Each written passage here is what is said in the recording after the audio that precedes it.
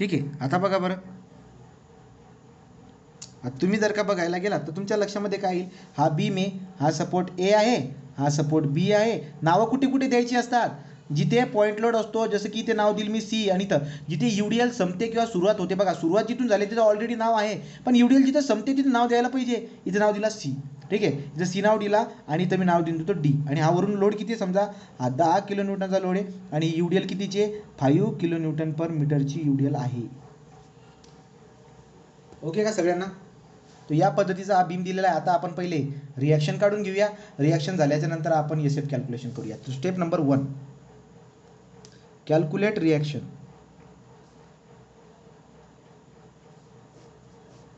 Calculate reaction. आता reaction मला calculate करायची, कसं काढणार बरं का?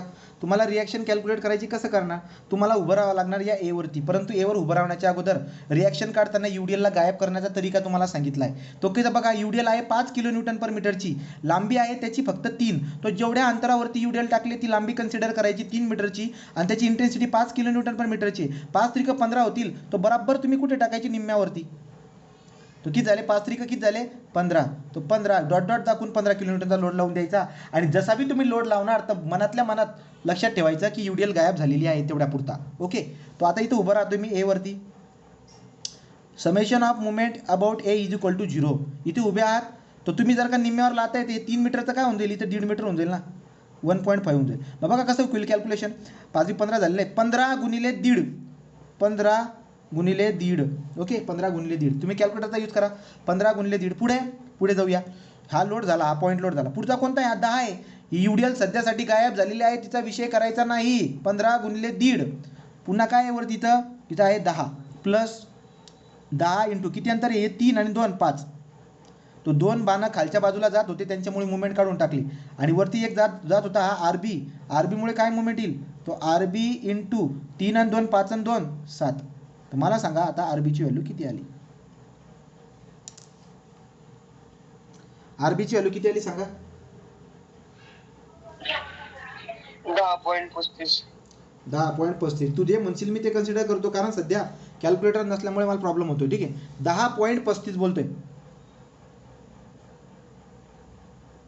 बाकीच्यांनी चेक करा, तो 10.35. आता आपण काय करणार, पुढे जाणार. पुढे जर आपण गेलो तर आता मला काढायचं आहे आर ए. तो summation of F of Y is equal to 0. उभ्या फोर्सेसची बेरीज 0 कन्सिडर करतोय. खालून येणारा R A plus R B आहे, पण वरून कोण कोण येतोय, हा वरून बघा युडीएल सध्या गायब झालेली आहे. हा 15 आणि हे 10, तो 15 प्लस 10. तो सध्यासाठी आर ए तर माझ्याकडे नाही आहे, पण आर बी चालू काढलाय म्हणून 10.35 इज इक्वल टू 15 प्लस 10 म्हणजे 25 रे. मला तुम्ही सांगा आर एची व्हॅल्यू किती आली, 25 मायनस 10.35 करून सांगा किती आला आर ए.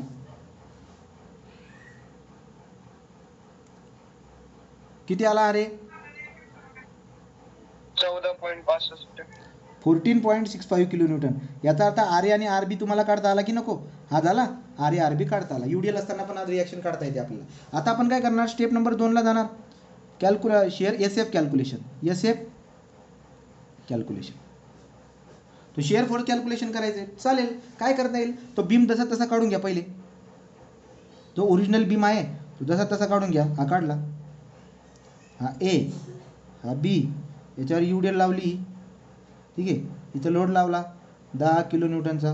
हा 2 मीटर, हा 2 मीटर, हे 3 मीटर. ठीक आहे, 5 किलो न्यूटन पर मीटरची युडीएल. ओके, हा तर या पद्धतीने हे आहे. आणि 5-15चा हा लोड सेंटरमध्ये लावून द्यायचा आहे. डॉट डॉट करून लावायचा, डॉट डॉट करून लावायचा, कारण तो ओरिजिनल नाही आहे, तो गायब केलेला आहे. या पद्धतीने लावून द्यायचा. बरं आर ए किती आला, आर ए आला 14.65. बारकाईने लक्ष द्या. आर बी किती आला, आर बी आला 10.35 किलो न्यूटन. इथपर्यंत काही बी डाऊट नको असायला पाहिजे. आता आपल्याला काय करायचं आहे, आता आपल्याला एस एफ कॅल्क्युलेशन करून दाखवायचं आहे. व्यवस्थित बघा, एला नाव दिलं, बीला नाव दिलं, इथं पण नाव देऊन टाकू, इथं नाव देऊ सी, इथं नाव आहे डी. तुम्ही म्हणणार की सर हे 5-15 करून इथं पॉईंट लोड आणला तर याला बी नाव देऊ ना. नाही, तो तात्पुरता आहे, त्याला नावं द्यायची गरज नाही. तिथं नका नाव देत बसू, तो तात्पुरता आहे, तिथं नका नाव देत बसू. ओके का, चला. तो युडीएलच्या स्टार्टिंगला आणि एंडला नाव देतो आणि पॉईंट लोडच्या खाली नाव देतो. झालंय. आता आपण काय करूया, एच्या लेफ्टला उभं राहू. तो शेअर फोर्स एच्या लेफ्टला कोणी बी नाही आहे, 0. शेअर फोर्स एच्या राईटला उभं राहू ना, इथं बघा राईटला, इथं उभं राहू. तो शेअर फोर्स एच्या राईटला उभा राहतो. मागची व्हॅल्यू घेऊन घ्या आणि आता ऑब्झर्वेशन करा की आपण आता राईटला मारलेला बाण आणि मागे मारलेला बाणमध्ये कोणी आहे का? हो आहे. कोण आहे? 14.65 आहे, वरती लागतोय तो. तो याचा अर्थ प्लस 14.65 ॲड करेल मागच्या व्हॅल्यूमध्ये, जो की येणार 14.65. इथपर्यंत कोणाला डाऊट आहे का? सांगा बरं का. तो ए सपोर्ट संपला. ए सपोर्ट संपला. आता आपण जाणार पुढच्या सपोर्टला. पुढे नाव कुठे दिसतंय? सीला. तो सीला या आणि हे बघा या UDL ला सध्यासाठी राहू द्या साईडला. तुम्ही आता तो SF कॅल्क्युलेशन करताना पण UDL ला जास्त लक्षात घ्यायचं. UDL चा अर्थ होतो पायऱ्या. पायऱ्या म्हणजे तिरपा. तो UDL चा अर्थ आपण पायऱ्या घेऊया. पायऱ्या म्हणजे तिरपा. तो आता बघा तुम्ही विचार करा. मी आता सीच्या लेफ्टला उभा आहे. तो शेअर फोर्स सी सपोर्टच्या किंवा आपण सी पॉईंट बोलूया, सी पॉईंटच्या लेफ्टला. Okay.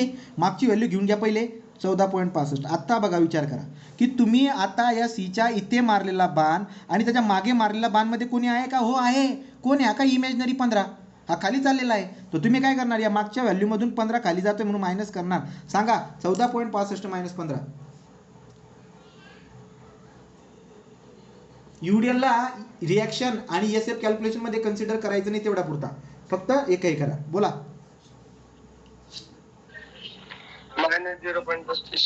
Minus -0.35 kilo Newton. Okay. हे झालं. पुढे जाऊ आपण. आता पुढे काय करायचं आहे? आता मला सीच्या राईटला उभं राहायचं आहे.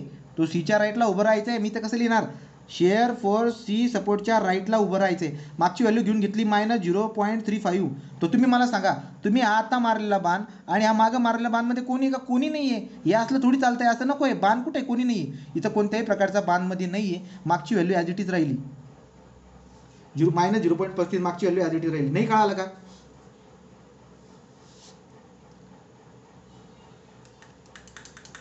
कळतंय का? UDLचं उदाहरण आहे.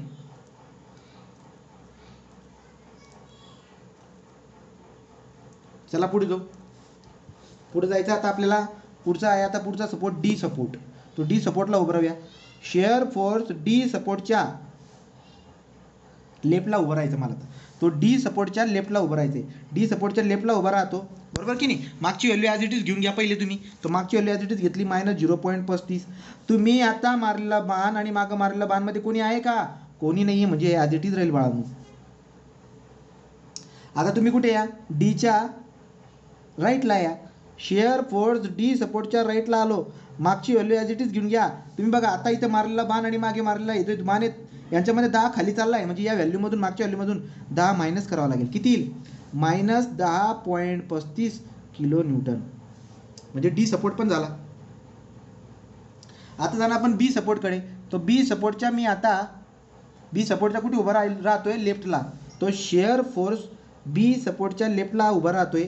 ठीक आहे. मागची व्हॅल्यू ॲज इट इज उचलून घ्या -10.35. आता ऑब्झर्वेशन करा. काय ऑब्झर्वेशन करायचं बघा.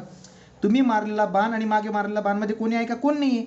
ॲज इट इज व्हॅल्यू लिहून टाकली. काही नाही. पुढे काही करायचं कामच नाही. -10.35. आता उभं राहणार आपण कुठे? बी सपोर्टच्या राईटला. तो शेअर फोर्स बी सपोर्टच्या राईटला आपण काढत आहोत. तर काय करणार? मागची व्हॅल्यू जशी तशी घेतली. आता ऑब्झर्वेशन करा. तुम्ही जिथे बाण मारला आहे, तुम्ही मागे जिथे बाण मारला त्याच्यामध्ये कोणी आहे का? हो. कोण आहे? हा बाण आहे वरती चालला आहे. वरती म्हणजे पॉझिटिव्ह. याचा अर्थ +10.35 म्हणजे हे झाला 0. येते का लक्षामध्ये? काही नव्हतं त्याच्यामध्ये. काही बी नाही आहे. UDLचं रूपांतर फक्त पॉईंट लोडमध्ये करायचं आहे आणि UDL ला तेवढा पुरता गायब करायचं आहे. दोघं रिॲक्शनमध्ये पण आणि SF मध्ये पण.